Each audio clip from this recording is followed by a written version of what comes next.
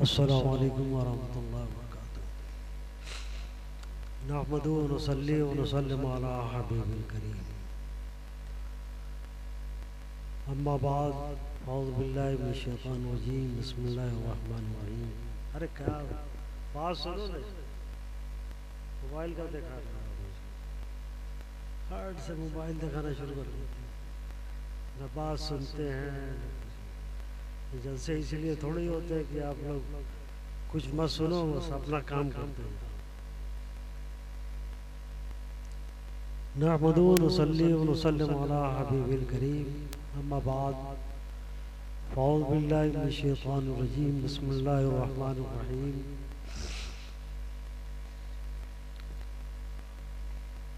मन युतिइल्लाह व रसूलहु फ़क़द फ़ाज़ फ़ौज़न अज़ीमा। सदक़ल्लाहुल अज़ीम बल्लग़ रसूलुन नबिय्युल करीम व नहनु अला ज़ालिका मिनश शाहिदीन व शाकिरीन वल्हम्दुलिल्लाहि रब्बिल आलमीन। अल्लाहुम्मा सल्लि अला सय्यिदिना मौलाना मुहम्मदिन मालिल जुद वल करम। अरे कुछ आखिरत के लिए भी कुछ आखिरत के लिए भी कुछ इकट्ठा करो, खाली दुनिया में नहीं रहना है। हजरत इज़राइल आएंगे ना, दुनिया छोड़नी पड़ जाएगी। और कब्र में सवाल इसका नहीं होगा कि मोबाइल चलाते थे कि नहीं चलाते। कब्र में सवाल होगा दीन के सिलसिले में। उसकी बातें सुनो, कुछ अमल करने की कोशिश करो। ऐसे हालात में जबकि चारों तरफ आपके गर्म हवाएं चल रही हैं, तबाही और बर्बादी की चीज़ें पैदा की जा रही हैं, उस वक्त भी हम लोग बेदार नहीं होंगे तो कब बेदार होंगे? कुछ तो दीन की बात सुनो, कुछ करने अमल करने की कोशिश करो, अपने को संवारने की कोशिश करो।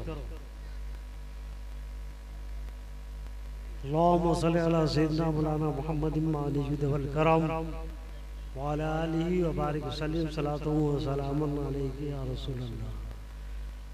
अरे जब दरूद शरीफ पढ़ा जाए तो आप लोग भी पढ़ लिया करो।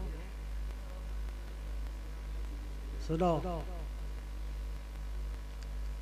ये दीनी दरसगाह जहाँ कुरान मजीद पढ़ाया जाता है, और तरक्की अगर ये दरसगाह करी आपके निगाह करम की वजह से, हदीस भी यहाँ पढ़ाई जाएगी। अभी तो कुरान मजीद हिफ्ज़ की शक्ल में आपके बच्चों को हिफ्ज़ कराया जाता है, ये नहीं होता है। कुरान मजीद की एक तफसीर है रूहुल बयान। साहिब रूहुल बयान ने एक हदीस का हिस्सा नक़्ल किया है। सरकार फरमाते हैं कि 3 गिरोह मेरी ज़ियारत नहीं करे पाएंगे। इससे बड़ी और महरूमी क्या होगी हर मुसलमान कि सरकार की ज़ियारत ना हो। मोमिन दिल में दुनिया में रहता है, तड़प एक होती है, दिखा दे या इलाही वो मदीना कैसी बस्ती है। इतने मोमिनीन हैं, आपके अंदर तड़प है कि नहीं? अरे बोलो ना, इतना खाली अशार सुनकर के ही बाबा और सब कुछ करते हो। हम आपसे कह रहे हैं तो आप बोल नहीं रहे। हर मोमिन के दिल में तड़प होनी चाहिए, ये ईमान की अलामत है, मोहब्बत रसूल की अलामत है, और मोहब्बत रसूल ईमान की जान है। इसलिए तो फरमाते हैं, वो जो न थे तो कुछ न था, वो जो न हो तो कुछ न हो, जान है वो जहान की, जान है तो जहान।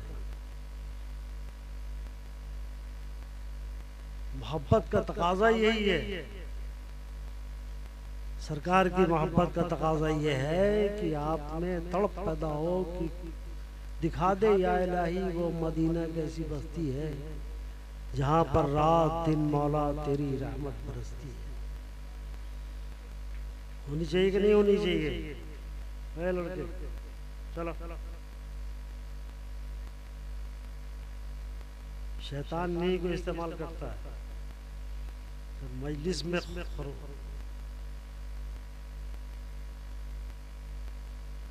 डिस्टर्बेंस पैदा करना होता है तो इन्हीं को शैतान थपथपाता है, अरे चल आगे बढ़, कुछ कर, ताकि ये दीन की बात न सुन सके, नेक काम न कर सके, नेकी अपने अमाल में जमा न कर सके, इसलिए कि वो आपका अज़ली दुश्मन है।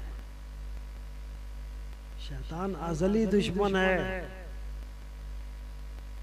लेकिन रब ने फरमाया कि जो मेरे मुखलिस बंदे होंगे तेरे फ्रेम में नहीं है। कोशिश करता है, इन्हीं बच्चों को तैयार करता है और ये शोर मचाते हैं। हमें अपने बच्चों की भी तरबियत देनी चाहिए कि मजलिस इस्लामिया में जाओ तो इत्मीनान सुकून से बैठो, इसलिए कि कल की जिम्मेदारी तुम्हारे कांधों पर आने वाली है। आने वाली है कि नहीं आने वाली? अरे आप दुनिया से चले जाओगे, बूढ़े हो जाओगे, काम नहीं कर सकोगे तो इन्हीं की जिम्मेदारी न होगी। दीन को बचाने की, इस्लाम को बचाने की, जो आप लोग कहते हो ना इस्लाम खतरे में, खतरे, इस्लाम खतरे में नहीं है, हम खतरे में। इस्लाम की वजह से तो दुनिया ठहरी हुई है मेरे भाई। अगर इस्लाम ना हो तो दुनिया खत्म हो जाएगी, क़यामत आ जाएगी। इस्लाम की देन है कि दुनिया को कायम रखा है, इसलिए कि सलामती इस्लाम की वजह से है। अल्लाह का करम इस्लाम की वजह से है कि दुनिया कायम है। तो इस्लाम खतरे में नहीं है, हम खतरे में। इसलिए कि हमने इस्लाम की बातों को छोड़ रखा है, नमाज हम नहीं पढ़ रहे हैं। ज़कात का मसला आता तो आज देखने लगते हैं, कह रहे बहुत पैसा निकल जाएगा। और कोई मौलाना साहब चले गए चंदा लेने के लिए तो और आफत आ जाती है। आती है कि नहीं आती? ये बेचारा आप पर एहसान कर रहा है, मौलाना चंदा दे दो, हम तुम्हारे वकील बन जाएंगे, तुम्हारी ज़कात अदा हो जाएगी। वरना आप टार्च लेकर के तलाश करोगे तो मुस्तहिक बड़ी मुश्किल से मिलेगा कि जिसको ज़कात दी जा सके। तो अल्लाह का फज़ल है कि एक रास्ता खोल दिया है। मदारिस इस्लामिया एक जरिया बन गए हैं तुम्हारी ज़कात अदा करने। तो आपको 2.5% देने में इतनी मुश्किलात महसूस होती है कि जैसे जान निकाल लेना है। अब 55% GST गवर्नमेंट ले रही है, तो उसके लिए 2-2, 3-3 मुनीम रख करके हिसाब किताब बनाते हैं। दुनिया का इतना डर है, कई मुनीम रख करके, कई हिसाबदार रख करके ये काम कर रहे हैं। 55% तकरीबन मटेरियल से लेकर के प्रोडक्ट तक 55% GST देनी पड़ती है। जब GST शुरू हुई तो मुझे एक साहब ने, माहिर थे उसके, वो बताया हजरत तकरीबन 55% पड़ती है। आसानी से 5% अपने दौलत का आप दे रहे हो गवर्नमेंट को, सिर्फ इसलिए कि कहीं पुलिस का डंडा न पड़े, जेल न जाना पड़े, दुनियावी सजा न भुगतनी पड़े, इसीलिए ना। आखिरत में क्या, आखिरत में कौन बचाएगा? वो 2.5% है ज़कात, उसके देने में आनाकानी इतनी कि अरे बहुत दे दिया, बहुत दे दिया, बहुत देने की जरूरत नहीं भाई। हिसाब लगा कि ज़कात कितनी हम पर आयद होती है, उतनी देनी चाहिए, उसमें कटौती नहीं करनी चाहिए। अगर कटौती करोगे कल क़यामत में यही जो दौलत बचा के रखी है, किसी भी लोहे का हो चाहे तांबे का हो, पत्थर बना करके दोज़ख की आग में गर्म करके पहलुओं पे लगाई, इतनी सजा मिलेगी, कौन बचाएगा? तो हमें दुनियाई में ये सब करना है। तो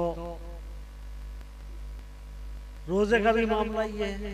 अरे अब तो बड़े शहरों में होटल पे पहले पर्दा टांग देते थे, रोजे रमजान शरीफ में पर्दा टांग करके पर्दे में खिलाते थे।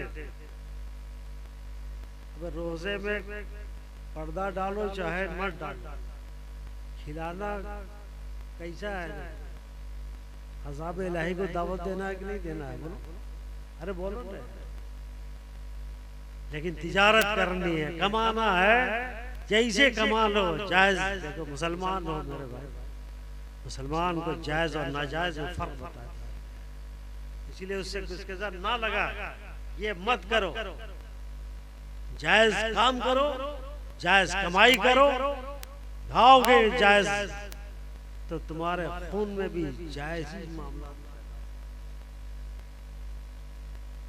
तो ये हाल तो हमारा हो गया है। तो अगर हम नहीं संभलेंगे तो फिर कब संभलेंगे? इसीलिए गालिब ने बहुत पहले कहा था, आप लोग शायर हैं, शेर व शायरी से बहुत दिलचस्पी आप लोग। आए हैं बेकसी इश्क पे रोना गालिब, आए हैं बेकसी इश्क पे रोना गालिब, किसके घर जाएगा सैलाब बला मेरे। हालत बहुत नाजुक है, संभलो। खानकाह से फैज हासिल करने के लिए आप इकट्ठा हुए, तो कभी आपने सुना ना, जितने भी अल्लाह के वली थे पहले खानकाहों में जाकर के तालीम हासिल करते थे, दीन की तालीम हासिल करते थे। कोई इंग्लिश मीडियम नहीं था, इंजीनियर बनने के लिए कोई नहीं जाता था, डॉक्टर बनने के लिए नहीं जाता था। वो दीन की तालीम जो सरकारे दो आलम सल्लल्लाहु अलैहि वसल्लम की बारगाह से चल करके सहाबा के जरिए से, ताबीन के जरिए से, तबे ताबीन के जरिए से हम लोगों को मिली है, उसको हासिल करने के लिए कि कैसे नमाज पढ़ी जाएगी, कैसे वुजू किया जाएगा, उसमें कितने फराइज हैं, कितने वाजिबात हैं। मैं पूछता हूँ, इतने लोग बैठे हो, किसी आलिम के पास जाकर के वुजू करना सीखा कि कोई आता मदरसे में? इतने मुसलमानों की आबादी है, कोई जाता है? बस जैसे देख लिया वैसे कर लिया। देखो हर काम के लिए कुछ उसूल और ज़ाब्ते होते हैं, वो उसूल और ज़ाब्ते हमारे ये मदारिस बताते हैं कि इस तरीके से वुजू करोगे तो वुजू होगा, नहीं करोगे उसमें कुछ कमी होगी तो कमी रह जाएगी, जब कमी रह जाएगी वुजू में तो वुजू नहीं होगा, और फिर नमाज पढ़ोगे तो नमाज होगी जी। आप तो समझ रहे कि बहुत बड़ा नमाजी हो गया और मामला ये हुआ कि सिफर बटा सिफर सब सिफर ही चल रहा है। हमने सीखा ही नहीं। दुकानदारी सीखते हो, खेती करना सीखते हो, आप सीखते हो नहीं? दुकानदारी क्या एकदम से जाकर के दुकान चलाने लगते हो? कहीं दुकानदारी सीखने के लिए या तो अपनी दुकानी में बैठ करके सीखते हो, लेकिन अपने दीनी मामलात को इतना आसान आपने समझ रखा है, हमने समझ लिया है कि इसको सीखने की जरूरत ही नहीं है। इसी सिखाने के लिए दीनी मदारिस कायम है। हर वली मदारिस इस्लामिया से वाबस्ता हुआ। कुछ ऐसे वली हैं जो इल्हामी तौर पर उनको अल्लाह तबारक व तआला ने इल्म दीन अता फरमा दिया। अक्सर का ये मामला रहा है कि उस्ताद के सामने ज़ानुए अदब तय करके दीन का इल्म हासिल किया, शरीयत से वाकिफ हुए, शरीयत की रोशनी में अमल किया, तब उनका हर अमल अल्लाह तबारक व तआला कबूल फरमाता हुआ। इसलिए हमें भी अपने बुजुर्गों के नक्श कदम पर चलते हुए आज क्या है, हमारे नौजवान को सब सारी बातें जमाने के हिसाब से मालूम, लेकिन दीन की बात पूछ दो कुछ नहीं जानता। इसलिए कि हमने कोशिश ही नहीं की कि अपने बच्चे को दीनदार बनाना। आज का माहौल हमसे मुतालबा कर रहा है कि अपने बच्चों को दीनदार बनाओ, नमाजी बनाओ। नहीं बनाओगे तुम्हारे बच्चे और बच्चियां कहां कहां जाएंगी, अल्लाह हिफाजत फरमाएगा। हालात है कि नहीं? आप अखबार में पढ़ो, ये हमारी कमजोरियां हैं जो दूसरों को मौका दे रही हैं कि मुदाखलत करो, वरना दस्तूर हिंद हर मजहब के मानने वालों को उनके मजहब पर अमल करने की इजाजत देता है।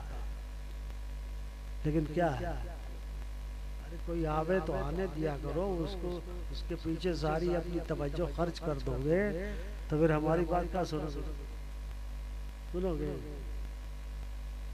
ऐसे ही होता है।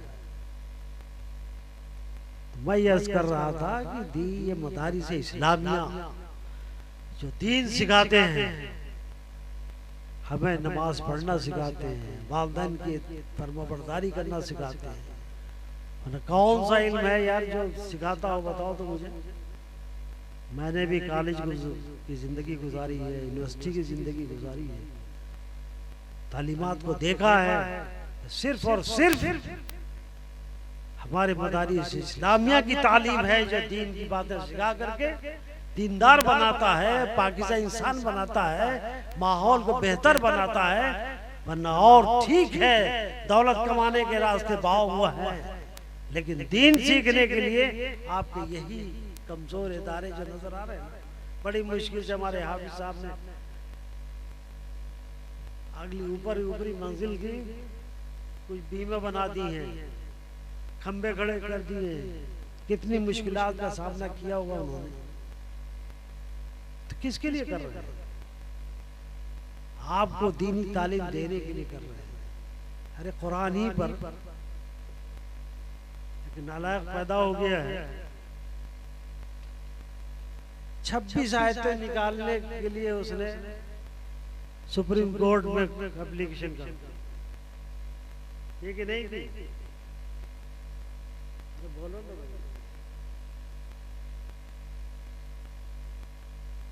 वो किसी भी मसलक से वाबस्ता हो, शक्ल सूरत तो मुसलमान की है ना, नाम भी तो मुसलमान का ना, मुसलमान बदनाम हो रहा है। 26 आयतें जो हैं वो निकाल देनी चाहिए, इससे बड़ा इंतशार पैदा होता है, बड़ा इख्तिलाफ पैदा होता है। यही एक समझदार पैदा हुआ कि इख्तिलाफ समझ रहा है, सिर्फ हमारी कमजोरी की वजह से बात सारी बनी। उसके भी माँ बाप ने उसको दीनदार नहीं बनाया, भाग गया। क्या हमेशा इस्लाम दुश्मन कुव्वतों ने ऐसे अफराद को पाल करके इस्लाम पे हमला करने का मौका ना दिया। अब उसका दिफा कौन करेगा? आप कुरान की तिलावत करते नहीं हो, फजर की नमाज पढ़ते ही नहीं, सोते रहते हो। जब सूरज की तपिश जिसमें पड़ती है ना, तब तो आप बेदार होते हो। गैरों को देखो 3:30 बजे को सड़क पर दौड़ते हुए अपनी सेहत बना रहे, तो फोर्स में कौन जाएगा? जिसकी सेहत अच्छी होगी वही ना जाएगा, जिसकी सेहत होगी वही ना फोर्स में सिलेक्ट होगा। हमारा कमजोर बच्चा सिलेक्ट होगा। तो कहते हैं सब मुसलमानों को नजरअंदाज किया जा रहा है। हम असबाब पैदा कर रहे हैं ना, अपने बच्चों को आप क्या बजे जगाते हैं और उनके बच्चे रोड पे दौड़ते हुए नजर आ रहे हैं, अपनी सेहत का ख्याल रखते हुए नजर आ रहे हैं, वर्जिश करते हुए नजर आ रहे हैं। हमको भी तो करनी चाहिए अपनी सेहत। इस्लाम सेहत बनाने की तालीम नहीं देता है क्या? इस्लाम ने तो इब्तिदा से तालीम दी है, घोड़दौड़ कर जहाँ फिशानी करते थे, मेहनत किया करते थे। आज तो पानी निकालने के लिए टोटी आ गई तो बड़ी मुश्किल से उससे भी टोटी पे पानी निकालते, वरना डोल से खींच करके पानी निकालते थे, मेहनत करते थे। तो बच्चे भी सेहतमंद होते थे, बच्चियां भी सेहतमंद होती थी। हजरत फातिमा रज़ियल्लाहु ताला अन्हा, सुनो मेरे भाई, वो तो मालूम है कि मेरी बात आपको बहुत भारी लग रही होगी कि साहब जी, अरे इतनी शानदार तकरीर सुनने के बाद ही बूढ़े को बैठा दिया और ये ऐसी बात कर रहा है, अच्छी नहीं लगती है ना। जरूरत तो इसी बात की है कि आपको एहसास दिलाया जाए। हजरत फातिमा रज़ियल्लाहु ताला का नाम सुना है, या हुसैन के तो पता नहीं कितना नारा आप लोग लगा रहे थे। उन्हीं की वालदा है हजरत फातिमा ज़हरा रज़ियल्लाहु। सासाराम वालों को बताने की क्या जरूरत है, यहाँ तो बड़े अच्छे अच्छे तारीखदार लोग हैं, कलमकार लोग हैं, जिनके कलमों से बड़े बड़े अच्छे मज़ामीन शाये करके इनकलाब बर्पा कर चुके हैं। उनका हाल ये है। उनकी भी शादी हुई थी ना? अरे बोलो ना, नहीं बोलो। अरे जब जानोगे तब ना बोलोगे। खाली या हुसैन या हुसैन या हुसैन का नारा लगा। हुसैन पाक ने आपकी हिफाजत ही के लिए जान दिए ना, आपके दीन की हिफाजत के लिए की है ना, नमाज की हिफाजत के लिए की है ना, शरीयत की हिफाजत के लिए की है। हम शरीयत से कितना वाबस्ता है, सिर्फ या हुसैन कहने से काम चलेगा जी।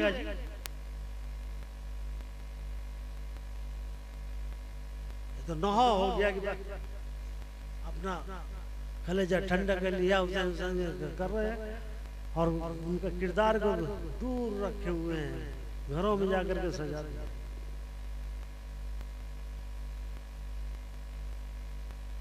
हजरत फातिमा ज़हरा रज़ियल्लाहु ताला अन्हा की भी शादी हुई थी। सरकार ने जरूरत के सामान, घड़ा है, देगची है, इस टाइप की चीजें देती थी कि लोग इससे काम चलाते रहे। लेकिन किसी नौकरानी को, किसी कनीज को नहीं दिया था। वो तो खातून जन्नत नहीं, सरकार की सबसे महबूब बेटी हजरत फातिमा ज़हरा। उनका आलम यह था, रोटी भी पकाती थी, पानी भी खींचती थी, अपने बच्चों को पालती भी थी।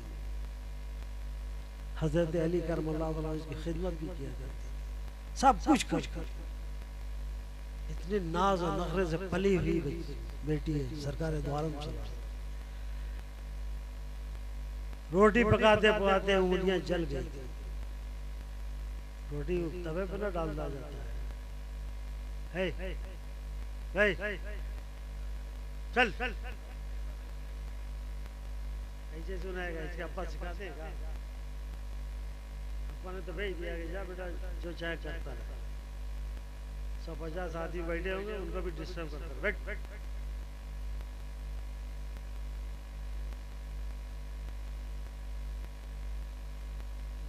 बैठे हुए और देख रहे हैं कि मेरा बेटा क्या कर रहा है। ये आफती है ना। आप हजरत फातिमा का तज़किरा सुन रहे हैं और वो सबका फोटो खींच रहे हैं, और ऊपर से मसले के आला हज़रत का नारा भी लगता रहता है। इसलिए आला का नारा लगाने से पहले ये देखो कि इसके बारे में आला हजरत ने क्या फरमाया है, तब न मसलक की हिफाजत करोगे यार। तो जो चाहे आप करते रहो तो मसलक आला हज़रत हो जाएगा। सेंसाजी करो। आला हज़रत इश्क़ रसूल को अगर मुजस्सम किया जाए तो आला हज़रत तो हज़रत फातिमा ज़हरा पानी भी खींच रही, तवे पे रोटी डाल करके उलट रही है, पलट रही है, पका रही है, बच्चों को खिला रही है। तो उससे उंगलियां जल, पानी खींच रही है, ढोल से पानी खींच रही हैं तो छाले पड़ गया। आज किसी बाप की बेटी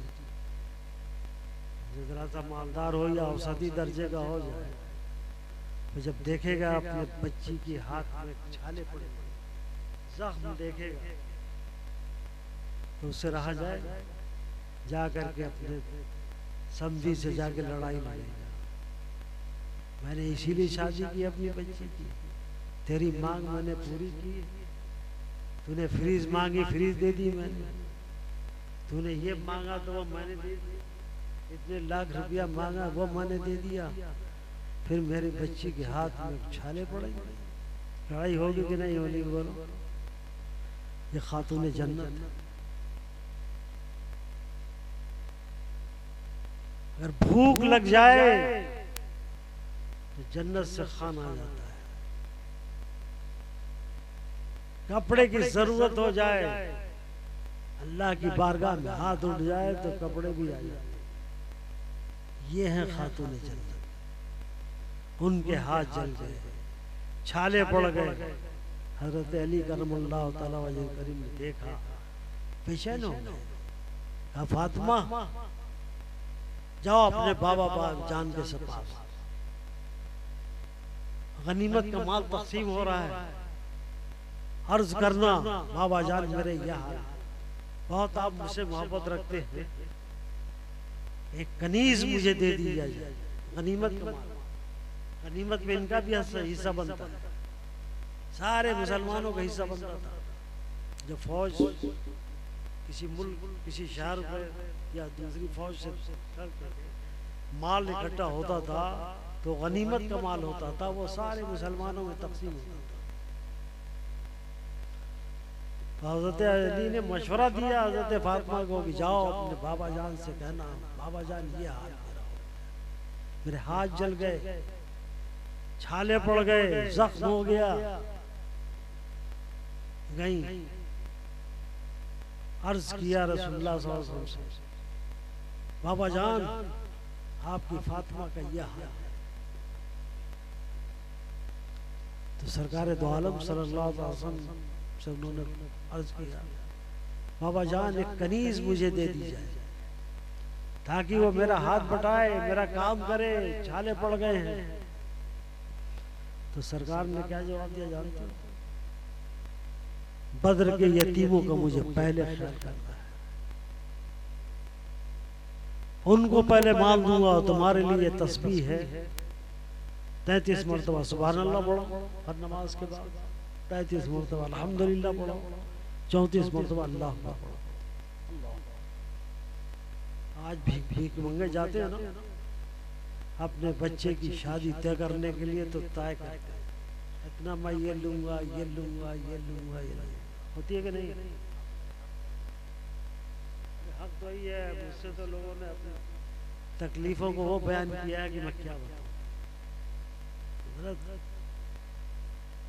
उन फकीरों का दरवाजा बंद कर दिया मेरे आका। आका दे देते इनको मौका मिल जाता कि आका ने उनको दिया था।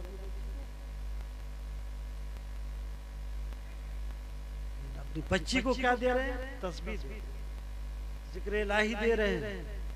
तुम्हारे लिए 33 मरतबा सुभान अल्लाह पढ़ना है, 33 मरतबा अल्हम्दुलिल्लाह पढ़ना है, 34 मरतबा अल्लाह अकबर।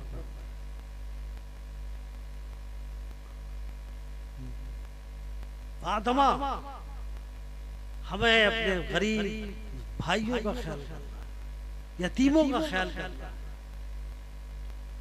बद्र के यतीमों का हमें ख्याल करते हो, उन्हें नवाजना है। नहीं दिया। हम लोग होते सबसे पहले ऐसा निकाल करके मुझे दे, बेटी अपनी परेशान है, इसका भी हक बनता है। हर मुसलमान का हक बनता है कि नहीं? माले गनीमत में हर मुसलमान का हक बनता है। लेकिन दे देते तो यही फकीर जाकर के जो कहते कह रहे रसूलुल्लाह ने भी, हजरत अली ने भी तो मांगा था, भले ही हजरत फातिमा के जरिए से मांगा। मेरे आका ने दरवाजा बंद कर दिया। और आज हमारे भाई लोग जा जाकर के उन गरीबों को कमर तोड़ दे रहे हैं कि साहब इतना लेंगे तब बच्चे से शादी करेंगे। बच्चों का हश्र क्या होगा जानते हो? ये बिहार है ना, झारखंड में वो चला गया था आपका हिस्सा, पलामू जिला जानते हो? पलामू का नाम सुना होगा ना? वहाँ एक हेड मास्टर साहब रिटायर हो गए, हज भी किया उन्होंने। एक जज्बा पैदा हुआ, ये जो लेन देन हो रही है हमारी कौम के अंदर, समझा बुझा करके इसको खत्म करना चाहिए। मुझसे तस्करा करने लगे। मैंने कहा बहुत अच्छा कदम, मैंने सराहा और मैंने अपने तकरीर में इसी पे तकरीर भी की। कुछ दिनों के बाद फिर मुझे जाना पड़ा तो बताने लगे कि आई हजरत क्या बताऊं, एक हाफिज साहब थे। देखिए हाफिज लोग नाराज मत होइए, हाफिज साहब का रिश्ता तय हो रहा था तो उनकी मांग 5 लाख थी। मैंने उनसे कहा कि भाई ये मत मांगो, जिसकी बच्ची है उसकी कमर तो तुम तोड़ दोगे, पहले ही तोड़ दोगे, वहां से वो 5 लाख देगा। तो बोले कि भाई साहब मुझे ले लेने दीजिए, उसके बाद ये इन्हें कौम को सुधारना चाहिए, कौम को समझाना चाहिए। उनका हाल ये है कि मुझे ले लेने दो, उसके बाद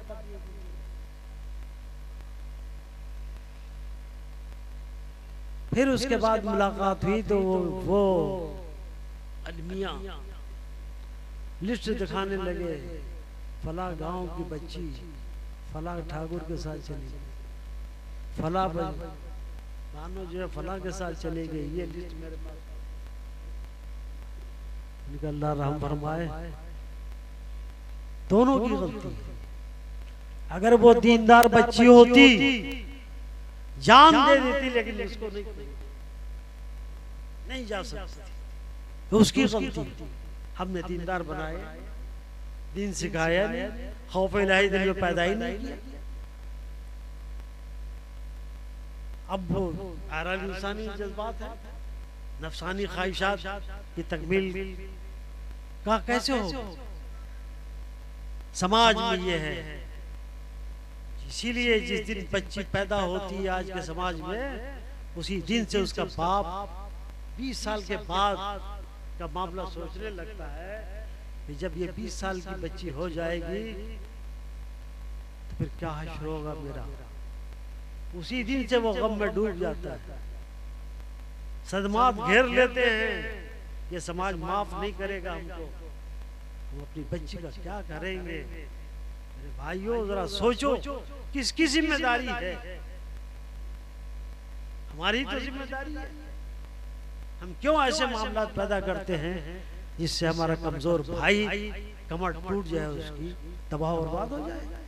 एक झोपड़ी में रहता है, झोपड़ी बेचेगा तब ना 5 लाख रुपया देगा यार, पता नहीं 5 लाख मिलेगा कि नहीं मिलेगा, और सब तुम्हें दे देगा तो वो क्या खाएगा पिएगा, और जो बच्चे हैं उसके वो क्या खाएंगे पिएंगे?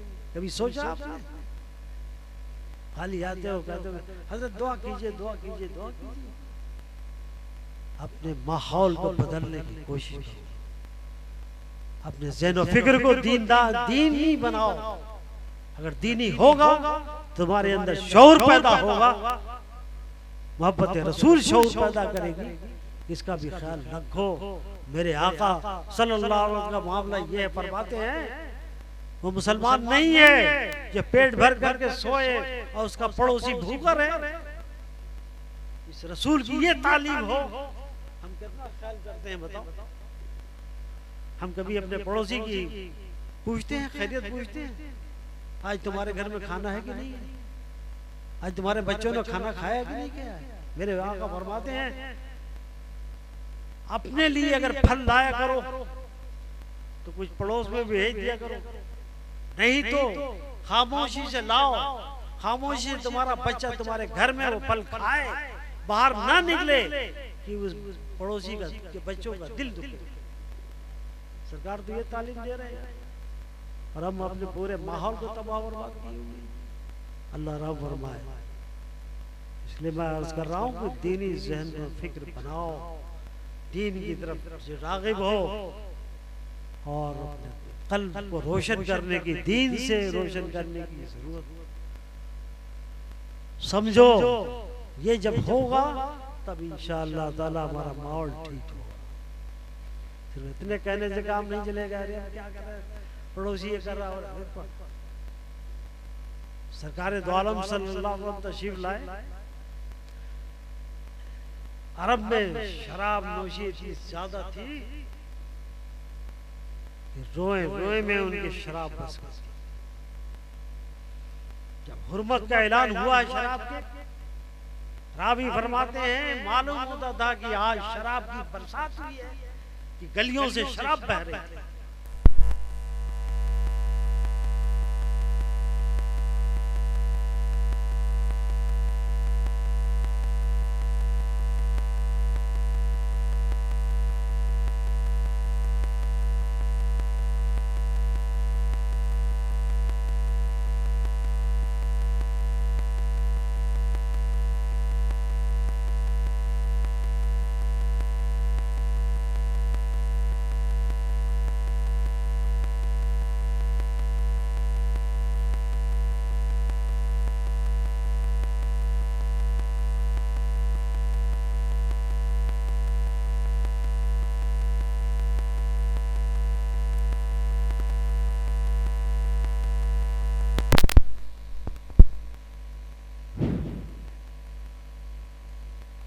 एक तो कुर्सी दे दो, ये भी कुर्सी वाले हैं भाई, बिठाओ।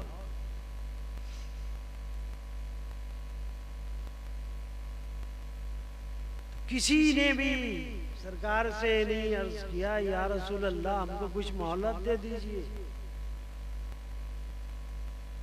आदी हो चुके हैं, रोए रोए में हमारे शराब बस चुकी है। हुर्मत का ऐलान होते ही सारे बर्तन जो शराब के थे सब तोड़ दिए गए।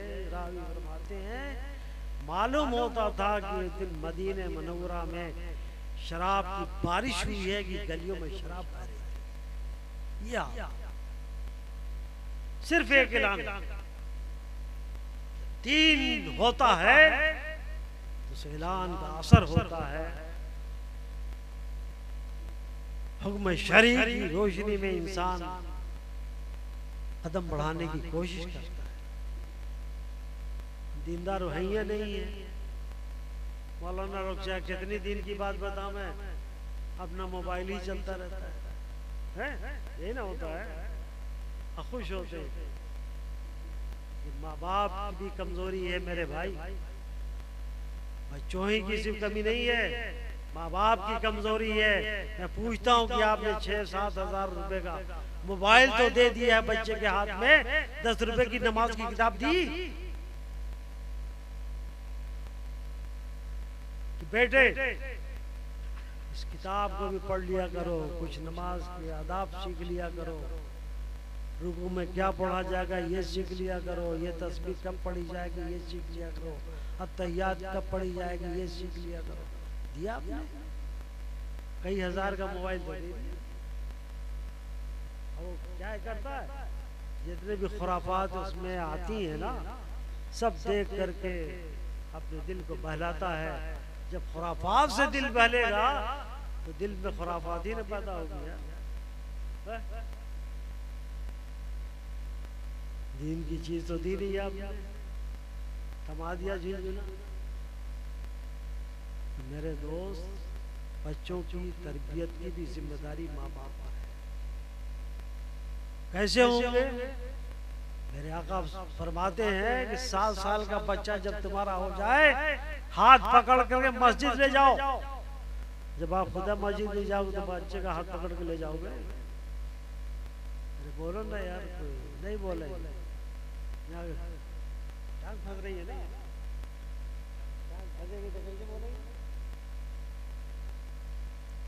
और 10 साल का हो जाए तो जब मार करके लेके जाओ, करते हो?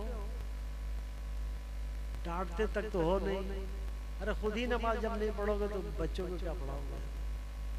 जब बाप अपने साथ बच्चे को ले जाओगे तो मस्जिदों में कभी बच्चे शोर नहीं मचा सकते, वरना आज तो हाल ये है, मस्जिदों में जाते हैं जुमे के रोज हमारे ही यहाँ, हम इससे अलग नहीं है, हम तो माम भी तो माहौल में रहते हैं। कबड्डी खेलते हैं, नमाज पढ़ना है तो मस्जिद कबड्डी खेलने की जगह। दूसरों को देखो, कम से कम दूसरों से सबक हासिल कर ले। बाप के साथ बेटा जा रहा, जहां बाप ने दंडवत किया, ऐसी हाथ उठा करके वो भी दंडवत, वो न सीखेगा, उससे अपने उस बुत का ताज़ीम, उसका अदब लिहाज भी वो सीखता अपने बाप से। आपने तो ले जाके मस्जिद में छोड़ दिया, या घर से माँ ने भेज दिया, जा बाबू जा मस्जिद चले जा। मस्जिद में वो गया किसी बाप के साथ, अपने बाप के साथ नहीं गया कि बाप कंट्रोल करता, सिखाता कि नहीं इसमें खेलना नहीं, बातचीत नहीं करना, ये नहीं करना, खामोश बैठो, अल्लाह अल्लाह करो, तब न सीखता, अदब सीखता।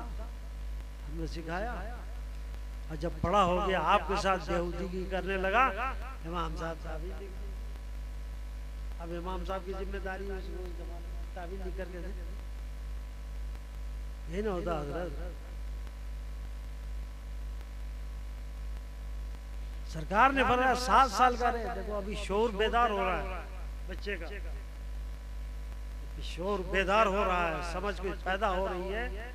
जब आप अदब और लिहाज उसके सामने रखोगे तो उसके शोर में अदब जाएगा, मस्जिद का भी जाएगा, नमाज का भी जाएगा। जब नमाज का अदब जहन में आया, आपका भी अदब जहन में जाएगा, वो अदब आपका भी करेगा। आपको समझेगा कि मेरे बाप हैं, इनका अदब करना चाहिए, ये मेरे बड़े हैं, इनका अदब करना चाहिए। ये कौन सिखाएगा? बाप की जिम्मेदारी नहीं है। बाप की जिम्मेदारी को हमारे आका सल्लल्लाहु अलैहि वसल्लम ने 7 साल में अपने 7 बच्चों को ले जाने का छोड़ा, और 9-10 साल में तो मार कर सिखाओ, हमारी जिम्मेदारी। जब वो सीख जाएगा तो माहौल भी अच्छा हो। हर बाप अपनी जिम्मेदारी ले ले यार, तो हर बच्चा ठीक होगा। फिर माहौल कहां से बिगड़ेगा? शैतानत आएगी माहौल में, खराबी आएगी माहौल में, हरगिज नहीं आ सकती। ये मदारिस उन्हीं खराबियों को बताने के लिए कायम की जाती है। सरकार के अमल को, सरकार की सीरत को, सरकार के कैरेक्टर को बताने के लिए कौन सा स्कूल है, कॉलेज है, यूनिवर्सिटी है जो सरकार की सीरत की तालीम देती है कि सरकार ने ये किया है, ये किया है, ये किया है। इस तरीके से यतीमों के सर पे दस्ते शफकत रखा है, उनकी हमदर्दी के जज्बात उनको अता फरमाए हैं, उनके साथ अच्छा बर्ताव करके उनकी दिलजोई की है, उनके एहसास को कम किया है। तुम यतीम जरूर हो, लेकिन मोहम्मद रसूलुल्लाह का हाथ तुम्हारे सर के ऊपर है। क्या कि नहीं किया है सरकार? वाकया सुनते हो, तारीख के औराक उलट करके हमारे उलमाए किराम आप लोग सुनाते हैं। सरकार ईदगाह की तरफ तशरीफ ले जा रहे हैं, बच्चा है रो रहा, रहमते रसूल तड़पती नहीं होगी। सरकार ने पूछा क्या हो, क्यों रो रहे हो? कहा मेरे बाप का इंतकाल हो गया, शहीद हो गए फला जगह में, मेरी माँ ने दूसरी शादी कर ली, उनका बर्ताव मेरे साथ अच्छा नहीं है। सरकार ने दस्ते शफकत रखा। कौन रख रहा है? सारे आलम को जो खिला रहे हैं, पिला रहे हैं, उन्होंने दस्ते शफकत कहा चलो मेरे साथ। लेके गए, खुश हो जाओगे तुम्हारी माँ आयशा यतीम का सहारा बन रहे मेरे आका सल्लल्लाहु अलैहि वसल्लम, तुम्हारी बहन फातिमा हो। बच्चा कितना खुशकिस्मत था, सरकार ने अपनी औलाद पर। ये हमदर्दी जब रहेगी तब ना माहौल ठीक होगा यार, तब ना कमजोरों की कमजोरी समझ में आएगी, हमदर्दी का जज्बा पैदा होगा। इसलिए मेरे आका फरमाते हैं कि अपने सालन की खुशबू से पड़ोसी को मत तड़पाओ, परेशान करो। अगर दे नहीं सकते तो कम से कम अपने घर में छुपा करके खाओ, ताकि तुम्हारे पड़ोसी का बच्चा महसूस न करे कि आज हमारे पास नहीं है। जो ज़ात गिरामी इतने एहसास को बर्दाश्त न करता हो और सुधारने का सबक देता हो, तो किसी की गर्दन काट देगा यार। गर्दन काटने की तालीम देना इल्जाम है सिर्फ इस्लाम पर। इस्लाम ना होता तो सलामती दुनिया से गायब थी, सलामती नहीं मिलती। वरना इसी हिंदुस्तान में शौहर अगर मर गया तो औरत का क्या कसूर है यार? शौहर मरे, मर्द मरे, औरत मरे, इसमें किसी का क्या कसूर है? उसकी मौत आई चला। लेकिन क्या कीजिएगा, समाज अब इसको भी उसके साथ चिता पे जलना हो, सती होना होगा। इस्लाम की देन है जिसने औरतों को इज्जत बख्शी और ये शऊर दिया कि गलत है। इसी पार्लियामेंट ने, हिंदुस्तान के पार्लियामेंट ने पास की तजवीज की नहीं, ये अमल गलत है, ये नहीं किया जाएगा। इस्लाम की देन। इस्लाम से पहले लड़कियों को जिंदा दरगोर करते थे ना, लड़की पैदा हो गई, इस्लाम आया नहीं, जुल्म है। जैसे बच्चा पैदा हुआ है वैसी बच्ची का भी मामला रहेगा, वैसी ही रहेगी। दस्ते शफकत इस्लाम ने रखा है तो बच्चों की हिफाजत। आज नारा दिया जाता ना, बच्चियों को पढ़ाओ, बच्चियों को बचाओ, ये तो इस्लाम पहले ही दे चुका। बच्चियों की हिफाजत करो, इस्लाम ने की है हिफाजत। एक साहब रसूल बारगाह में हाजिर है, या रसूल अल्लाह मेरी 3 बच्चियां हैं। तो सरकार ने फरमाया इसमें परेशान होने की क्या बात है, तीनों को अच्छी तरबियत दो, अच्छी तालीम दो, अच्छा ज़हन फिक्र दो, दीनदार बनाओ, यही बच्चियां तुम्हारे लिए जन्नत का टिकट हो जाएगी। इज्जत की जिंदगी अता फरमाई। बच्चियों को जन्नत का टिकट करार दिया, जिनकी वजह से तुम्हें जन्नत मिलेगी। दूसरे साहबी थे, वो सोचे कि 3 में ज्यादा तकलीफ होती होगी, खिदमत ज्यादा करनी पड़ेगी, मेहनत ज्यादा करनी पड़ेगी। तो उनकी 2 बच्ची थी, अर्ज किया या रसूलल्लाह मेरी 2 बच्चियां दिला दो। क्या घबराने की बात, जाओ तुम भी ऐसी करो। वो तुम्हारी दोनों बच्चियां तुम्हारे लिए जन्नत का सहारा। एक साहब तीसरे साहब भी मौजूद थे, जिनकी 1 बच्ची थी। वो समझे कि 3 में मेहनत है, खर्च है, 2 में भी मेहनत करनी पड़ेगी। जिसमें इबादत में मेहनत ज्यादा होती है उसमें अजर सवाब भी ज्यादा है। तो सरकार ने फरमाया इसमें क्या घबराने की बात, क्या घबराने की बात।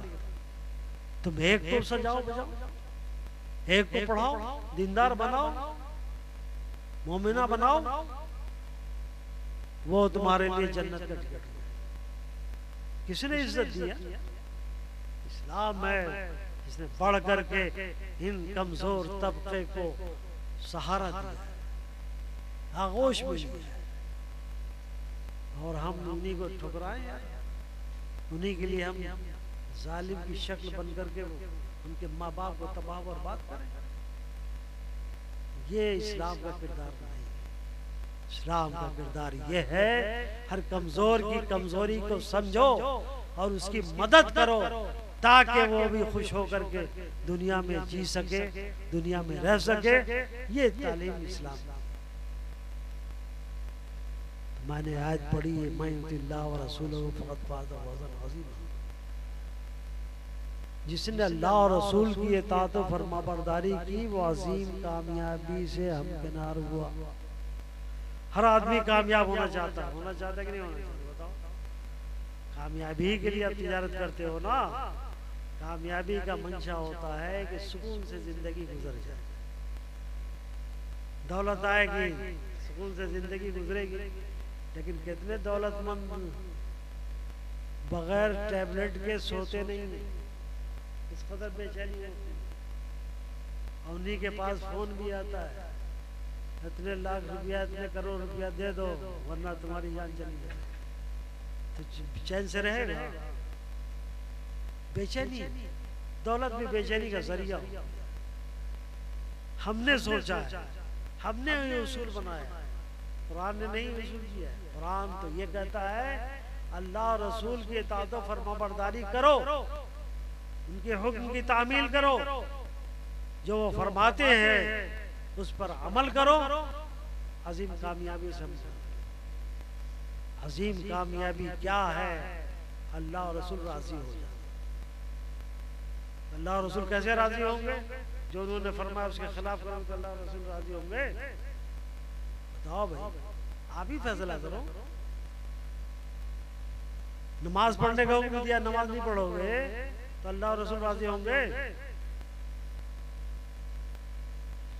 माँ बाप की खिदमत करने का हुक्म दिया है अल्लाह और रसूल ने, नहीं करोगे तो अल्लाह और रसूल राजी हो जाएंगे? अरे बोलो ना, अब नहीं बोलेंगे। और नौजवान तो खास तरह नहीं बोलेगा कि तो शादी जहाँ हुई वहाँ अलग रहोगे। अबे किससे अलग रहेगा? किससे अलग रहेगा? उससे अलग रहेगा जो तेरे पेशाब पे सोई थी। जिसे 9 महीने अपने शिकम में रख करके तुझे अपना खून पिलाया था, उससे तू अलग रहेगा। उसी से न अलग रहेगा। वह माँ ही तुम्हें पाला है, 2 साल अपने रज़ात के गुजारे हैं उसने, भले ही आज अमूल दूध पिलाओ वो अलग बात, लेकिन तुम्हारी ग़िज़ा तो रब ताला ने तुम्हारी माँ के शिकम में, हमारी गलती है कि हम अमूल दूध पिला करके अपने बच्चों को तबाह बर्बाद कर रहे हैं। आप सोचो, अमूल ने टेस्ट किया साहब, हर बच्चे का टेस्ट होता है, किसको कितना विटामिन चाहिए, कितना प्रोटीन चाहिए, कितना ए चाहिए, बी चाहिए, सी चाहिए, कोई टेस्ट होता है। उन्होंने मजमूई तौर पर 100-200 आदमियों का, बच्चों का ले लिया और टेस्ट किया कि साहब ये 100 बच्चों को इतना एवरेज के तौर पर वो निकालते हैं कि इतना हाइड्रेट चाहिए, इतना प्रोटीन चाहिए, इतना विटामिन चाहिए, विटामिन ए चाहिए, बी चाहिए, सी चाहिए, डी चाहिए, क्या चाहिए, निकाल करके उन्होंने पाउडर तैयार कर दिया। तो 100 ही न बच्चों के लिए न हुआ, सारे आलम के लिए हो गया उधर। अल्लाह जानता है कि मैंने जिस बच्चे को इसकी माँ के शिकन में रखा है, इसको कितना विटामिन चाहिए, कितना प्रोटीन चाहिए, कुदरत जानती है। उसने उसकी माँ के शिकम में उसकी ग़िज़ा रखी है, वो ग़िज़ा मिलेगी तब ये अच्छी शक्ल सूरत का होगा, सेहतमंद होगा, अच्छा बच्चा होगा। हमने तो अमूल पे भरोसा किया, कुदरत पे तो भरोसा नहीं किया। और एक वजह छातियों के बीमारी होती है ना, खतरनाक बीमारी जिसे कैंसर कहा जाता है, इसकी एक वजह ये भी, जो चीज निकलनी चाहिए उसको आप उसकी जगह पर महफूज रखोगे तो कहाँ जाएगी, क्या करेगी, वो बढ़ती रहेगी, थोड़े की शक्ल में आ जाएगा, ये हो जाएगा, वो हो जाएगा, जैसे हो रहा है। इसलिए अपने बच्चों को कि माँ का दूध पिलाओ। माँ का दूध कैसे बनता है? खून से बनता है। माँ हर हाल में अपना खून अपने बच्चे को पिलाती है। उस माँ से तुम अलग रखना चाहते हो? अफसोस है नौजवानों पे जो अपनी माँ से अलग होते हैं, अपने बाप से अलग होते हैं, उनको पूरा समझ करके अलग थलग करके मुश्किलात में डाल देते हैं, तकलीफ में डाल देते हैं। कुरान फरमाता वबिल वालिदैन ihसाना, अपने वालिदैन के साथ अच्छा बर्ताव करो। कुरान फरमा रहा है, हम कितना अमल कर रहे हैं बताओ। सरकार फरमाते हैं जिसने भी अपने माँ बाप को मोहब्बत की निगाह से दिन में एक मर्तबा देखा, परवरदिगार आलम इसके सिले में उसे हज मबरूर का सवाब। साहबा ने अर्ज किया या रसूलल्लाह, अगर दिन में 100 मर्तबा देखे तो फरमाया अल्लाह के यहाँ किसी चीज की कमी है, 100 हज मबरूर का अता फरमाया। हम क्या करते हैं, वापस से अरे बुढ़वा जल्दी से खत्म हो गया, मुझे बोझ जो पड़ रहा है वो खत्म हो जाए। अबे उसी की बरकत से तुझे तो मिल रहा है, ये नहीं सोचता कि उसकी बरकत से मिल रहा है कि नहीं मिल रहा है। सोच बदलो मेरे भाई, समाने को मत देखो, अपने आका को देखो, वो क्या फरमाया। उन्होंने फरमाया ना कि तुम्हारी जन्नत और दोज़ख तुम्हारे घर में। साहबा ने या रसूलल्लाह कैसे? हाँ, तुम अपनी माँ बाप की खिदमत करोगे तुम्हें जन्नत मिलेगी, उन्हें नाराज रखोगे जहन्नम में जाओगे। तो घर ही में है ना जन्नत दोज़ख। अब खोदने जाओगे कि खोद जगह इसके पैर के नीचे जन्नत है कि नहीं है? खोदना नहीं है, उनकी खिदमत करना है। तो ये सबक कहाँ मिलेगा? इन्हीं मदारिस इस्लामिया में मिलेगा। किसी कोई यूनिवर्सिटी नहीं सिखा रही है ये करो, ये होगा, ये मिलेगा, ये फैज़ मिलेगा। एक साहबी रसूल हैं, हाजिर होते या रसूलल्लाह सल्लल्लाहु अलैहि वसल्लम, मैं जिहाद में जाना चाहता हूँ। बहुत बड़ी इबादत है अल्लाह की। कहा तुम्हारी माँ जिंदा है? या रसूलल्लाह जिंदा है। कहा जाओ उनकी खिदमत में, यानी उनकी खिदमत से वो जिहाद में जो तुम्हें जज़ा मिलती, तुम्हें फायदा पहुंचता, अल्लाह का करम शामिल हाल होता, तुम्हारी माँ की खिदमत से वो मिल जाएगा। माँ ये है, और हम क्या करते, बूढ़ी हो गई, अरे बुढ़िया तो हट गया।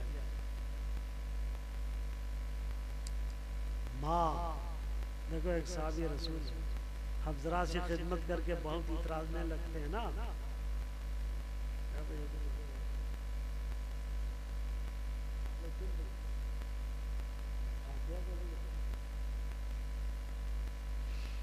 तो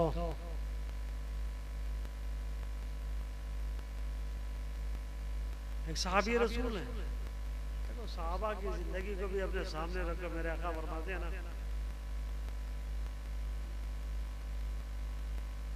साहबा के कदम को देखो, वे तुम्हारे लिए सितारों की तरह से,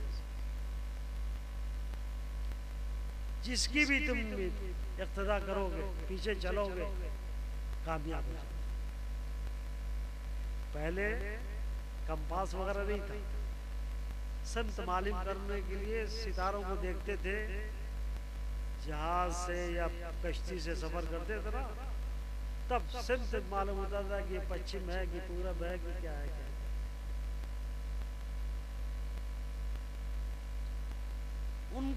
उनको देख करके अपने संत मुतय्यन कर लेते थे कि हमको पश्चिम जाना है, इस तरफ से पश्चिम,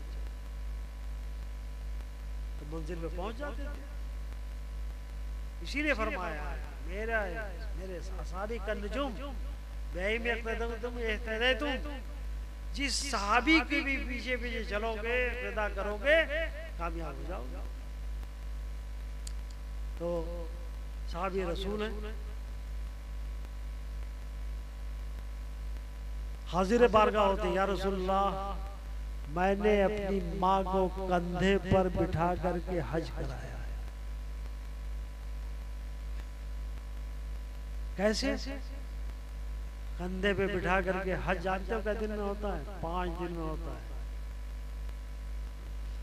जो हाजी हों आपके, उनसे पूछ लीजिएगा, 8 की सुबह को मक्के से मिना जाते हैं,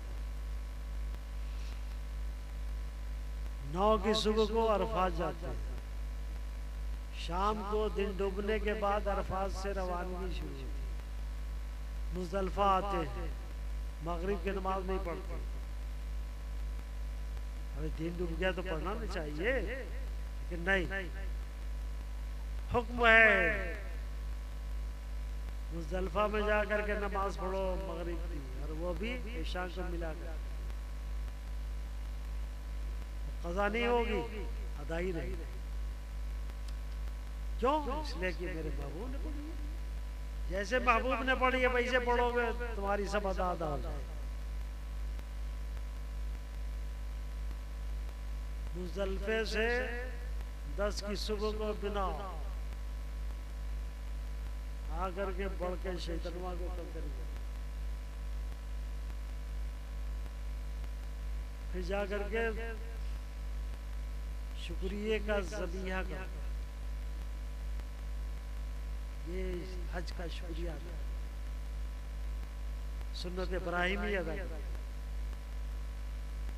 फिर आइए सर उड़वा लीजिए, एहराम से निकल जाइए। इस तरीके से हज होता है 10 तारीख तक। उसके बाद 11 को जाइए, तीनों शैतानवा को मारिए। 10 ही को अगर मौका है तो निकल जाइए तवाफ़ ज़ियारत के लिए मक्का मुकर्रमा, और नहीं है तो 11 को चले जाइए। तवाफ़ ज़ियारत फर्ज है, करना नहीं करेंगे हजी नहीं होगा। इस तरीके से 12 तारीख तक आना जाना मक्के से मिना का होता रहता है। इस आलम में के मालूम होता था कि मेरे कलमों का गोश्त जो है कबाब हो जाएगा, इस कदर गरीब गर्मी की वजह से जमीन तपती थी, उस पर मैंने अपनी माँ को हज कराया है।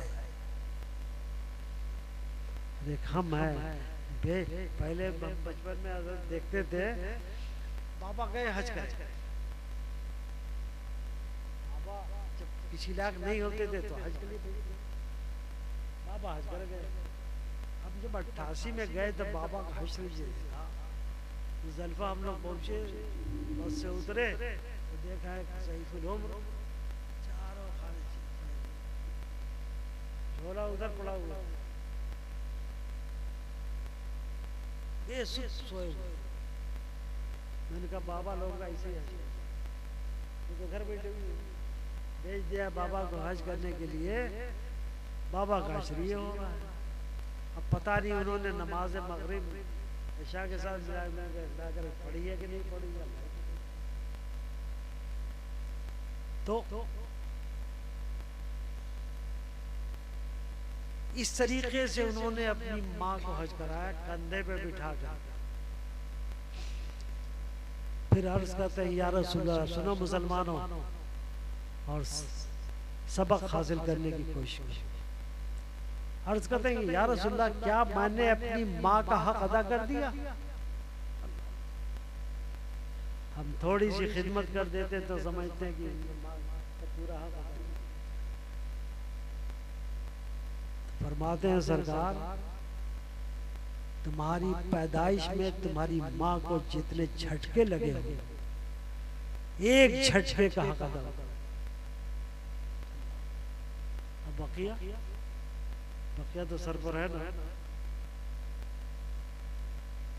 कोई हक अदा नहीं कर सकता। भूल है उसकी जो सोचता है कि हमने हक अदा कर दिया। ये तो माँ की ममता है कि वो माफ कर देती। माँ की ममता है कि आपको दस से शफकत रख करके प्यार करती है। माँ की ममता है। माँ की माँ का मामला ये है, रब की बारगाह में हाथ उठा ले, रहमत इलाही जैसी उसकी नीयत है, जो चाहती है उसको पूरा कर देती है। अगर वो आपकी तबाही की तो बद्दुआ करे, आप तबाह बर्बाद हो। इसलिए माँ की खिदमत करो। ये शूर कहाँ मिलेगा? यूनिवर्सिटी में मिलेगा, मेडिकल कॉलेज में मिलेगा, इंजीनियरिंग कॉलेज में मिलेगा, कहीं नहीं। इसलिए कि दीन की तालीम जहाँ होगी वहां ना दीन की बात होगी। यार रसूलुल्लाह का अमल ये रहा, रसूलुल्लाह का फरमान ये है, कहाँ मिलेगा? इन्हीं इदारों में। इनकी खिदमत करो, अल्लाह ताला आपके घर को आबाद रखे। इनकी खिदमत करते रहोगे तो दीन की खिदमत ना होगी जी। जो दीन की खिदमत करता है, परवरदिगार उस पर अपने करम की बारिश, उसकी हिफाजत फरमाता है, नजर बद से उसको महफूज रखता है, हालात उसके हमवार करता है, हालात बेहतर बनाता है। इसलिए अपने इन इदारों से वाबस्ता रहो, आपका दीन भी महफूज रहेगा, ईमान भी महफूज रहेगा, अकीदा भी महफूज रहेगा। अल्लाह ताला हम सबको अपने दीनी इदारों से वाबस्ता रहने की तौफीक अता फरमाए। बस यही कलमात हमको कहने थे। जब हमने कहे, कोशिश यही होती है हम लोगों की, ताकि आप में कुछ बेदारी है। आप अगर बेदार ना होने का यही कर लेंगे तो हमारे बस की बात नहीं। हमने अपना काम कर दिया, अब आप चाहे उस पर अमल करें ना करें, ये आपकी मर्जी। अल्लाह ताला अपना फजल फरमाए। खुशी की बात है, हमारे हाफिज सुल्तान साहब और उनके अहबाब ने आपको कितने में हाफिज दिए? मैं तो 8 की दी थी।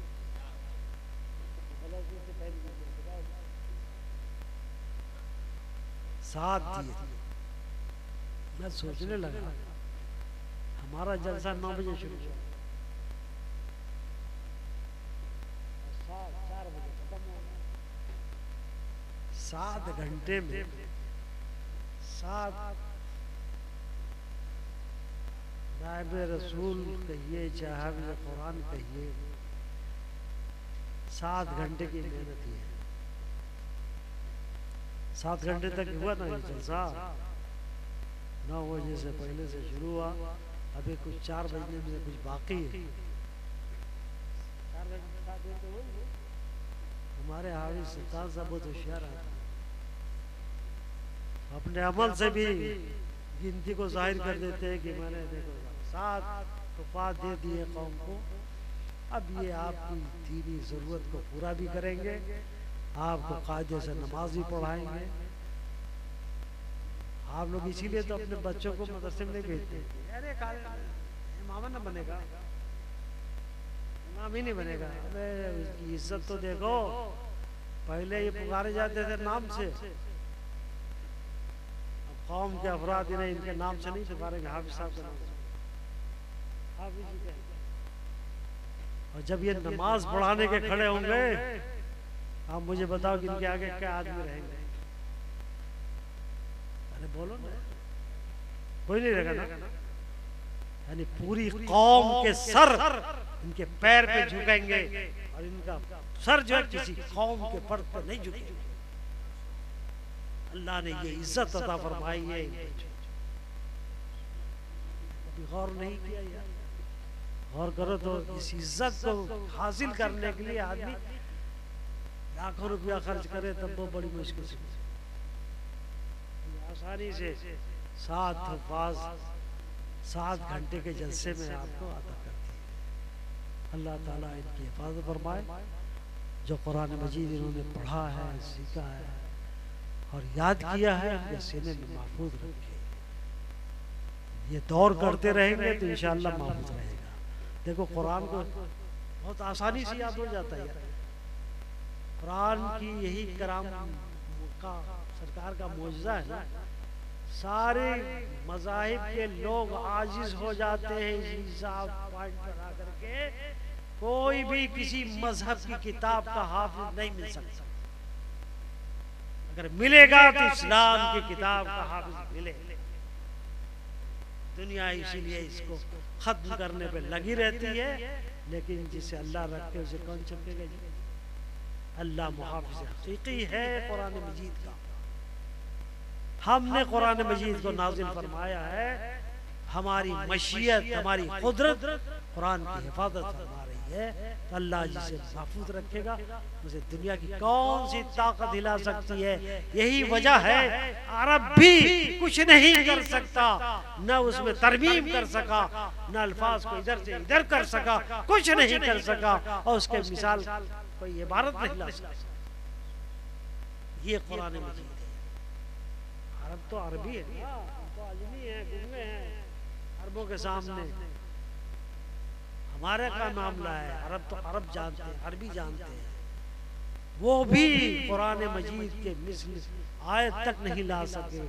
कुरान ने चैलेंज भी किया, इसीलिए तो दुनिया परेशान है। अरे करोड़ों की तादाद में, अरबों की तादाद में हम लोग हैं, तो कुरान में कुछ नहीं कर पा रहे। कुरान में कुछ नहीं कर पा रहे, क्या कर पाएगा भाई? जिसने दुनिया को पैदा किया है वो इस कुरान की हिफाजत फरमा रहा है, तुम क्या कर सकते?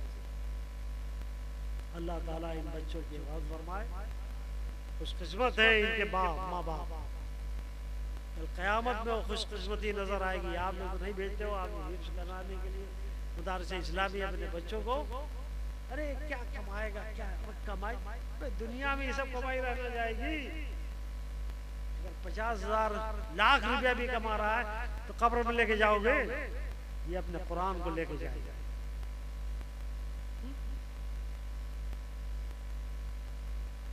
इल्म दीन को लेकर के जाएगा। कुरान कब्र का साथी है, दुनिया का साथी है, हश्र का साथी। हश्र में ये मशलेंगे परवरदिगार आलम, इन्होंने मुझे हाफिज बनने का सहारा दिया था, इनकी मग़फ़िरत फरमा। तो अल्लाह ताला की रहमतें झूमेंगी और इनकी सिफारिश को मंजूर अपने माँ बाप की करेंगे, अपने रिश्तेदारों की करेंगे, मदारिस इस्लामिया के जो मुहाफिज हैं, मुआविन हैं, उनकी करेंगे सिफारिश। हमको और आपको इजाज़त मिलेगा? हम तो नफ्सी नफ्सी के हालत पड़े रहेंगे और ये मचलेंगे परवरदिगार आलम। तेरे कलाम को याद करने का मौका हमें अता फरमाया था, हमारी सिफारिश कबूल फरमा ले तो इनकी सिफारिश से मग़फ़िरत हो जाएगी। अल्लाह ताला हमें भी अपने बच्चों को हाफिज़ बनाने की तौफ़ीक़ अता फरमाए। वाक़िअ दावाना अल्हम्दुलिल्लाहि रब्बिल आलमीन। अस्सलाम।